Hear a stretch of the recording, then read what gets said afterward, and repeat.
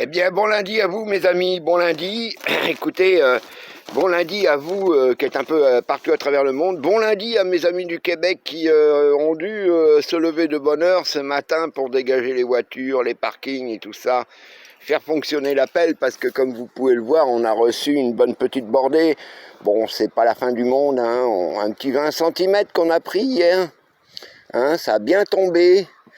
Et puis là, bah écoutez, il faut donc écoutez, se mettre en marche hein, pour nettoyer tout ça, pour profiter, et vous le savez pour moi, hein, profiter de cette neige isolante que je vais aujourd'hui envoyer vers le bas de la cabane, la réchaussée, hein, comme on le dit, qui va m'isoler du froid, parce que cette nuit, on nous annonce des moins 17, hein, ça va commencer avec bientôt, peut-être jeudi, moins 30 ressenti. Donc là, on n'y est pas, hein, comme on dit ici. Hein.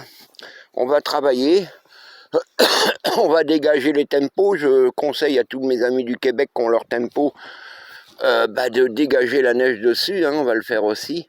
Parce que le poids risque de, ça m'est arrivé là, dans les toutes premières années, de faire écrouler mon premier tempo. Alors faites attention à ça aussi. Donc n'hésitez pas à bien dégager la neige sur les tempos. Là, ce matin, j'ai réussi à dégager une partie de la neige sur les panneaux solaires. Bon, on va laisser un peu le soleil travailler là-dessus pour faire fondre la petite glace qu'il y a dessus. Parce que la neige est dégagée, mais il y a une petite couche de glace. Mais ça, c'est pas bien grave. Voilà. Alors là, bien entendu, bad luck sur bad luck, ça arrive. Hein, c'est quand le grand froid arrive que j'ai une de mes petites chaufferettes au diesel qui a tombé en panne.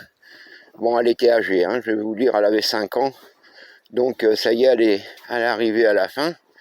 Mais bon, pas grave, on en a une autre. Et là, j'attends, je vais en recevoir une mercredi pour la remplacer.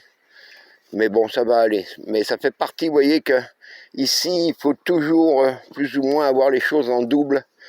Parce que quand ça arrive, qu'on est surpris par la technologie qui nous lâche, là, c'est pas évident.